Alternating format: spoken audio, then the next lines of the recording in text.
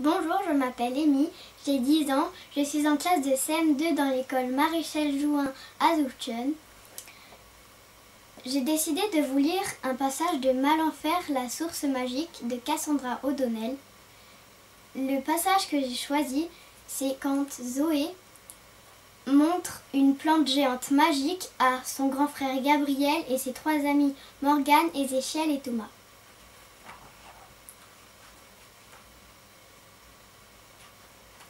C'est incroyable, fit Gabriel en fixant la plante géante. Vous avez vu la taille de sa tige? Zoé se mit à rire. Terrible, hein? Et son parfum? Tu sens son parfum? Je n'ai jamais senti une odeur aussi merveilleuse, dit-elle pleine d'enthousiasme. Tu as raison, on dirait du caramel, approuva Morgane. Mais non, ça sent la rose, protesta Gabriel. Pas du tout, ça a l'odeur d'une saucisse grillée, dit Ézéchiel d'un air gourmand. C'est drôle. Je crois que son parfum change selon les gens, remarqua Zoé d'un ton admiratif. Tu plaisantes, demanda Gabriel en haussant les sourcils. Non, regarde. Pour toi, elle sent la rose, ton parfum préféré. Pour Morgane, le caramel, son odeur préférée. La saucisse grillée pour Ézéchiel parce qu'il adore manger des... Ça va, je crois qu'on a compris, l'interrompit Morgane. Comment peut-elle?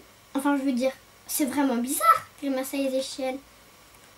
Zoé haussa les épaules. Pas tant que ça. Après tout, elle a été créée par les sorcières. Morgane lui sourit. Oui, Zoé avait raison. Cette merveilleuse plante était magique. Magique et merveilleuse. Raison de plus pour se demander ce qu'elle fait ici, dit Ézéchiel en sortant un chocolat de sa poche. Les 3 autres se tournèrent vers lui. Ben quoi? C'est vrai? Si elle est fabriquée par les sorcières, alors c'est qu'elles se sont arrangées pour en planter une ici, non? Une lueur d'inquiétude s'alluma dans les yeux de Morgane. Des sorcières? Ici? À Wallengar? Tu vois notre explication? Demanda Ézéchiel en fourrant le chocolat dans sa bouche. Gabriel soupira. Ézéchiel avait raison, il n'y en avait pas. Écoute, Gabi, tu entends ça? Fit doucement Zoé en posant sa main sur la tige argentée. Quoi? Qu'est-ce qu'il y a? Demanda Gabriel. Zoé tourna la tête vers lui. Ses yeux étaient devenus entièrement blancs et une lumière irradiait de son corps. Elle chante. Zoé, qu'est-ce qu'il t'arrive? S'écria Gabriel paniqué. Elle chante. Tu ne l'entends pas? Répéta Zoé d'une voix étrange.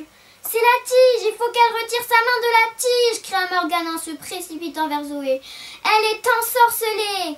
Morgane attrapa le bras de Zoé, mais malgré tous ses efforts, elle ne parvint pas à retirer la main de la fillette comme collée à la tige de la plante. Gabriel, les échelles, faites quelque chose! Les 2 garçons se précipitèrent à leur tour vers Zoé, mais sans plus de succès. Puis soudain, elle se mit à parler de cette même voix bizarre, une voix qui n'était pas la sienne.